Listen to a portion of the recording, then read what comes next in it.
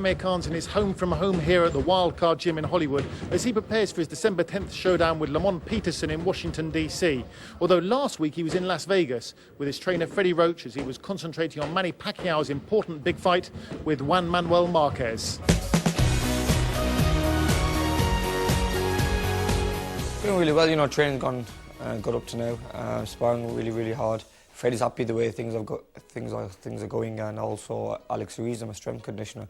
He's happy, we run hard, we train hard in the gym. Manny Pacquiao fought over there in Vegas, so I was there with him because I was in the middle of my own training camp. So Freddie flew over me and the sparring partners. We stayed there for a week, which wasn't too bad really, I was in bed early. I used to be up early, like 5 o'clock in the morning to do my runs and stuff. And we still continued the training and everything with Freddie and Alex.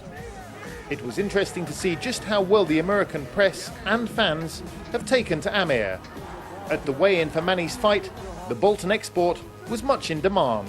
He's strong, comes forward, he's got a great record, 31 fights, lost one. He's been in the ring with the likes of Tim Bradley and other big names, so I think the occasion's not going to get to him. But it's going to be a big one, Khan had a friendly catch-up with former amateur victim Victor Ortiz. Although Amir showed his competitive nature when he came face-to-face with light welterweight rival Timothy Bradley, who was also on the bill. Man, you got some balls, bro. What are you waiting for, man? I need to go some balls. It's the first time I bumped into him since, we've offered him the fight twice and he refused fighting me. And, he just had no words to say. I mean, we exchanged a few words, but he just stayed quiet and he walked off. I think he knew, I think he was a bit embarrassed really seeing me there, because he knows that I offered him the fight twice and he just refuses it. Then to the day of the fight, and after attending mass with Manny, Freddie Roach, the trainer they share, turned up at the top-ranked gym to supervise Khan working 6 impressive rounds against 2 sparring partners. Lightweight David Rodella for speed, and then unbeaten welterweight puncher Wale Omatoso for strength. Sparring a guy there who's probably walking on at 150, 160. Big guy, strong.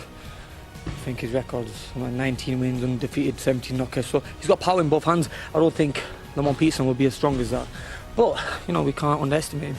Back at the MGM Grand, Amir was one of a star-studded cast, selected by HBO for their preview show. Backstage in the green room, unbeaten WBC champion Julio Cesar Chavez Jr. was on hand. And 25 years to the week after he first became world heavyweight champion in Las Vegas, a much mellowed Mike Tyson joined them. I fought a friend of yours last fight. Yeah, he had a bad night that night. Yeah.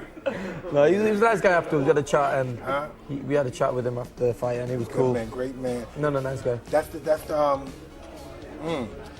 tricky thing about this business and boxing, right? We have to cherish our victories because they're fleeting. No, for sure.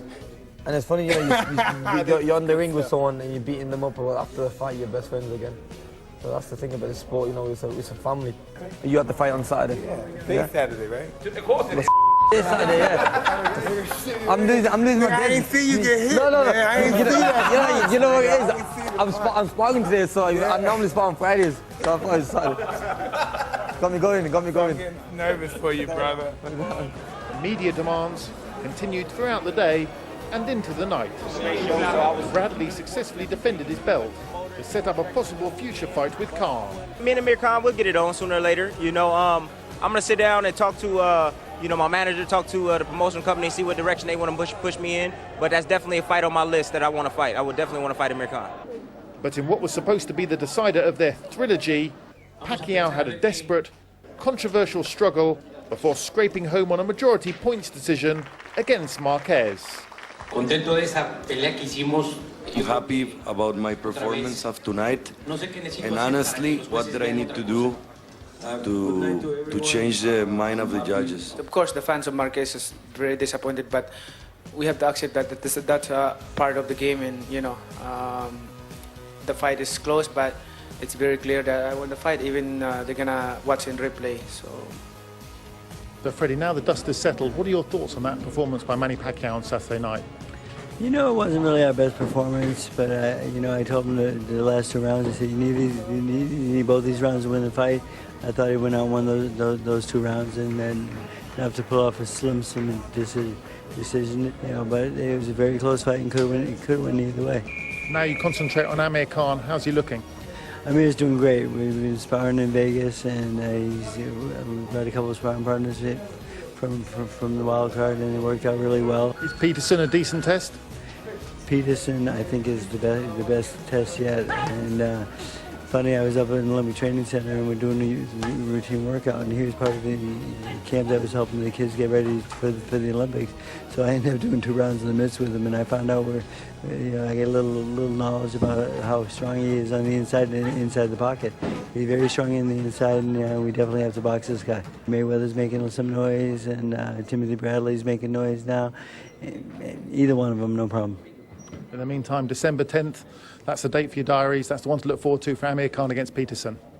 Richie, it's good to have Amir back, and the world seems to be opening up for him right now. Yeah, very much so. I thought his last performance was a great performance against Judah. I thought he was too powerful and far too busy for him. I don't think Judah could handle the work rate. You know, it's going to open up for him because you've got WBO champ Bradley. I really believe Bradley doesn't want to box him. And then you've got the great WBC champ Eric Morales. I think it could be the first time since, I think, David Hay unifying the cruiserweight division and Calzaghe with super middle that we could have a British undisputed champion in that way, light welter. Barry, do you see anybody capable of standing his way at this moment? Well, yeah, I mean, there's plenty of guys, and it's not a given that he's going to beat Timothy Bradley. Bradley avoided him. It doesn't mean he can't beat him. So, and you know, there still is that vulnerability about him. The Prescott defeat is hard to erase from your mind. It's a great pot at the top level, isn't it? Pardon? It's a great pot at the top level. A great deal of fighters and top quality fighters, and this was his best performance here against Judah. He's absolutely brilliant. He beat him in every department: quicker, faster, younger, hit harder, and really Zab quit here. I mean, he went down from a supposed body punch, but he quit. Martin used to train, of course, alongside him under Oliver Harrison. How much has he improved in recent times, do you think, Amir? You know, he was always a talent from the start, you knew that, and to be honest with you, I just think if he'd have stayed with Oliver, he'd have just improved just to the level where he's at now. But he has made great improvements, and you know, his fights against Judah, his last fight was definitely the best one. I think he's got stronger mentally as well, Adam, because when he got beat against British Prescott, he was in a situation that he didn't recognise really. He was hit with a good shot, and obviously he was knocked out. But since then, he was hurt against Madonna in the 10th round, early in the 10th as well. Character, and he got through it, and he recognises the situations now. I think he's a better fighter mentally. He's stopped 4 of his last 5. Is Alex Ariza partly the conditioner that he's rebuilt his legs? It's hard to tell, Adam. It's hard to tell because each individual is different and they respond to different types of treatment. What we do know is, and I think Richie's touched on it there, he's got better survival tactics. Yeah. He can get through difficult because he's got better sparring. And I know Martin said that he shouldn't have left and gone out to America, but the great advantage of fighting in America is, first of all, from a business perspective, he's now captured the American attention out there. Secondly, he's got the best sparring in the world, and they recognise him. If you're recognised in the States, everything else is easy. And I think he's a tremendous talent. He's improved tremendously. He still has his vulnerabilities, and don't think that is not the case. And they may appear to us like they did in the Medina fight. They may appear in the future again. And don't for women to think that Bradley can't hurt him like that. Every chance. But there's great fights. That's the exciting thing. Yeah. Martin, we saw the first clips we saw of Amir. We saw his neck was massive. Yeah. You'll have seen him grow from a boy into a man to this stage in his career. Yeah, I think he's filled into the weight well, and you know he is looking big at the weight, and he's looking proper filled and strong at the weight. So, you know, he's got a condition on board there, and he's obviously doing a great job. Tough fight, Richie, though, against Lamont Peterson, who's only ever lost once against Bradley, and he's courageous and hard. And took, obviously, Ortiz to a draw, which was that was a close fight. So thought he won that. Oh, he's quality, he can punch as well, he's fast. But I think Amir will be too fast for him. And what impresses me about Amir more and more is his work rate, his engine. He's fantastic. And he's took that on from the amateurs, to be quite honest. You know, with the Athens Olympics, he's got a good engine and he's maintaining that now as a pro. But do you think Peterson will at all be intimidated by Khan? Remember, this kid's come from the rock bottom to come through now. So mentally, you know, he's a very, very strong fighter. I don't think he'll be intimidated by Amir Khan at all. I think, you know, getting the draw with Ortiz, and obviously only Timothy Bradley has beaten him. He's mixed it with the best. I don't think he'd be intimidated by anybody, or anything for that matter. Where he's come from in his background, and he's had survived some terrible things in his life, both inside and outside the ring. I think he's a real danger man. He's fast, he hits hard, he's very much like British Prescott. but he's even classier and better, takes a better shot, a better level, a world-class fighter, and he punches with real authority. This is a great fight, and this is a dangerous fight for him. Have you no doubt about that? Well, the weather may be turning, but December's red hot for us, especially with a triple header on the 10th. It's a bumper night on Sky Sports, which begins at 8:30 in the northeast. Talented Ashley Theophane defending his domestic light welterweight title against local Nigel Wright. Tussle for the British flyweight crown also on the show.